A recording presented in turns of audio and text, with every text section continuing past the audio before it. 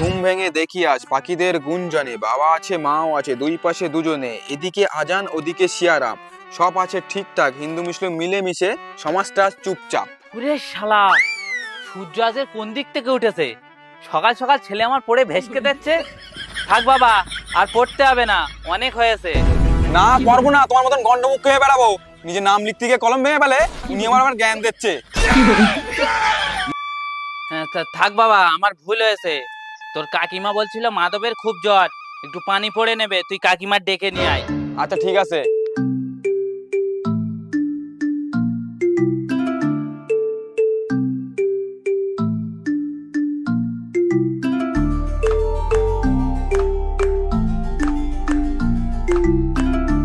কাকিমা, ও কাকিমা। হ্যাঁ খোকা, তোর বাবা নামাজ পড়ে বাড়ি এসছে? হ্যাঁ, তোমাকে পানি ভরা আনতে যেতে বলেছে। ঠিক আছে, তুই চল, আমি পুজো করে যাচ্ছি। আচ্ছা ঠিক আছে।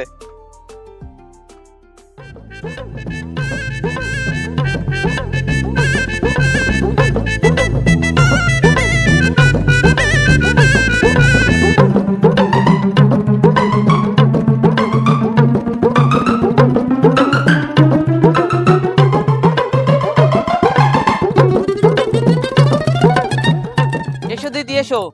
মাধবের দেখে তো মনে হচ্ছে খুব শরীর খারাপ। দাদা, কালকে মাধব সারা রাত ঘুমোতে পারিনি। খুব জ্বর তো।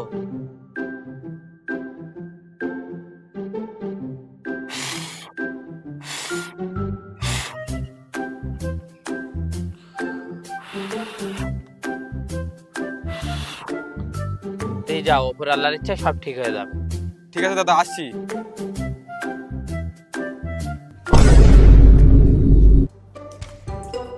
নেতাজি, চল আবুল মিয়ার বাগান আম চুরি করে খাই। না ভাই, আমি যাবো না। আগে এবার আম চুরি করতে গিয়ে ধরা পড়েছিলাম বলে মারিনি, ফেলে তল করে লো আমার। আরে নেওড়া, আবুল মিয়া বাড়িতে নেই, বউ নেই, ইকো পার্কে ঘুরতে গেছে। এই ফাঁকে পুরো আম বাগান খালি করে দেবো। কি বলতি ভাই, এ তো গাঁড় ফাটা খবর। চল ভাই, চল চল চল চল।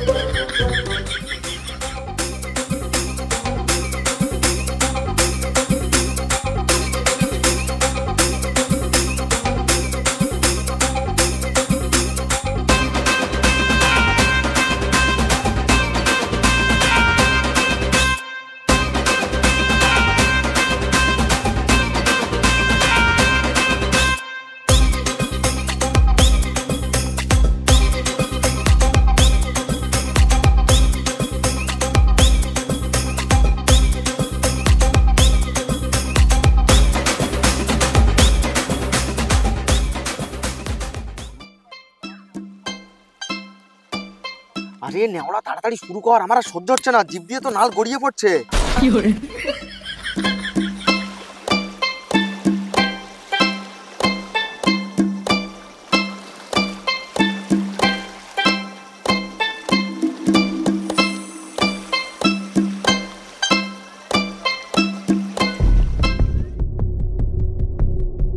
গাছপালাগুলো শালা, হিন্দু মুসলিম যদি এরকম করে মিলেমিশে এক থালায় ভাত খায়, তাহলে আমরা কোনোদিন ক্ষমতায়ও আসতে পারবো না, আর আমার হাঁড়ির ব্যবসা গাড়ি যাবে। এর একটা ব্যবস্থা করতে হবে।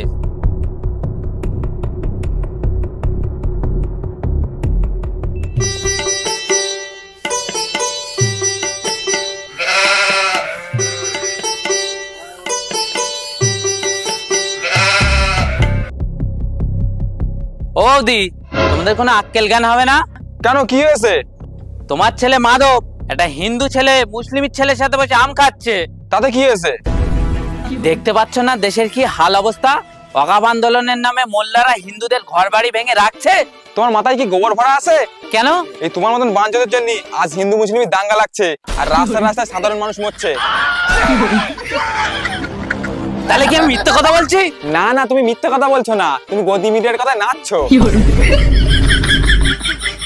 আমি বুঝতে পেরেছি, ওই মোল্লারা পানি পড়াতে তোর মাথাটা খেয়ে ফেলেছে। শোন, দাঙ্গা না লাগায় মোল্লারা না হিন্দুরা, দাঙ্গা লাগায় তোদের মতন বিচার মারা।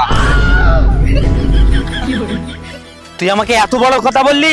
সময় আসুক, তোদের সবাইকে মারবো না, ফেলে তল করবো। তুই যা যা, আমার বালটা ছিঁড়ে লিস। লোক যায় না তুই কিরম মাল।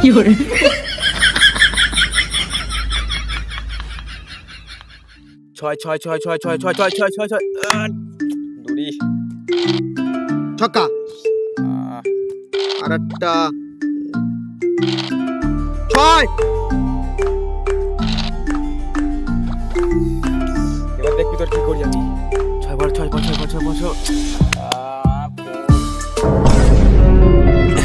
ভাই ভাই ভাই ভাই কাটিস না, আমার কাটিস না, অনেক কষ্ট করে বার করিস ভাই।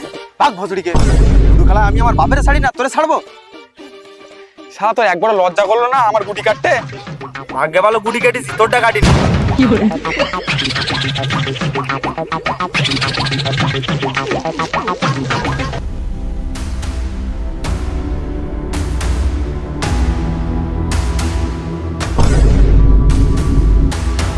ওরে সর্বনাশ, হিন্দু মুসলিম যদি ভারতবর্ষে এভাবে মিলেমিশে থাকে তাহলে আমরা নেতারা যাবো কোথায়?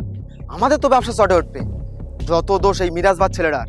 এ শালা শয়তানের বাচ্চা মুসলিম হয়ে হিন্দু ছেলের সাথে ঘরে কি করে? এর গাড়ির পাশায় বাড়ি দিতে হবে। ওই পাড়ার পঞ্চায়েত মেম্বার রফিক ভাই না? কি দেখছ এমন করে? আচ্ছা, এই সুযোগে আগুন থেকে ঘেড়েলে দিতে হবে। সালাম আলাইকুম রফিক সাহেব। সালাম। রফিক চা, দেখতে পাচ্ছ হাল অবস্থা? এরকম করে যদি চলতে থাকে তাহলে আমাদের ভিক্ষের ঝোলা ঘাড়ে উঠবে। না তোমার ছেলে বিদেশে পড়তে যেতে পারবে, না আমার ছেলে। এর একটা ব্যবস্থা করতে হবে। আরে যা যা যা, ভাড়া করিস না, মাথামাতি খারাপ, ভাড়া করিস না, যা। আমি যা মাল ম্যান রেখেছি, আমার ছেলে বিদেশেই পড়তেছে, যা। রফিক চা, আমাদের রং আলাদা হতে পারে কিন্তু আমাদের উদ্দেশ্য একই। এটা তো ঠিক কথা। তাহলে কি করা যায় বলতো? শোনো, আমার কাছে একটা প্ল্যান আছে। এই যে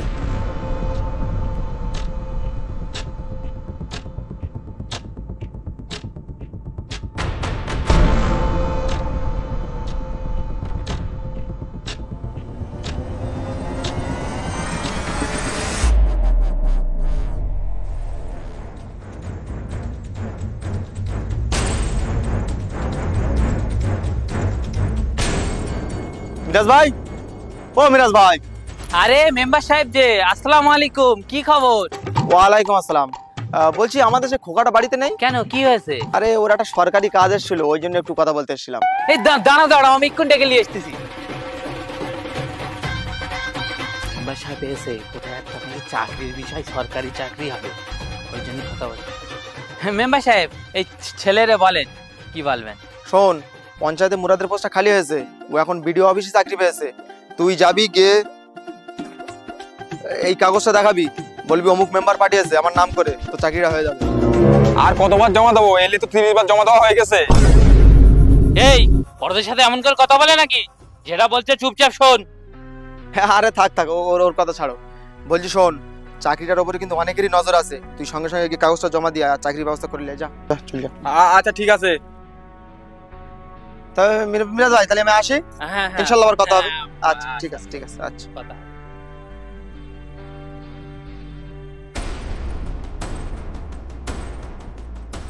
হ্যাঁ, তুমি এখানে দাঁড়িয়ে দাঁড়িয়ে ফোনই ঘাটো। শুনেছো তোমার বন্ধু চাকরি পেয়ে গেছে? কই, আমি শুনিনি তো। হ্যাঁ, তোরে বলবে কেন? কারণ জানে তুই তো ওর থেকে শিক্ষিত।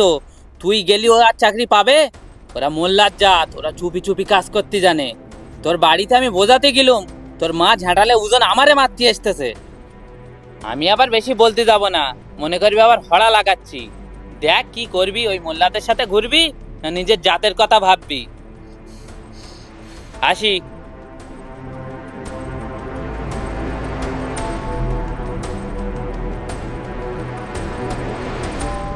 কাজ হয়ে গেছে, এবার শুধু মজা থাকার পালা।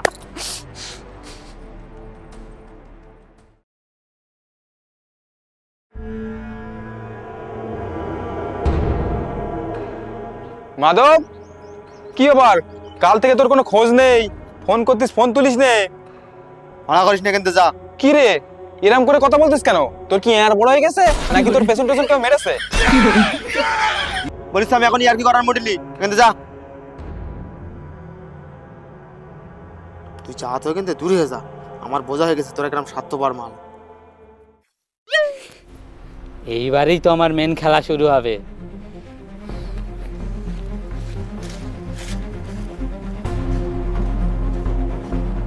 বাঁচাও বাঁচাও আগুন লেগেছে ভাই এই কেউ আছো বাঁচাও এই পানি দে নিব পানি দে ভাই আগুন লেগেছে বাঁচাও এই পানি দে আগুন নিব পানি দে পানি দে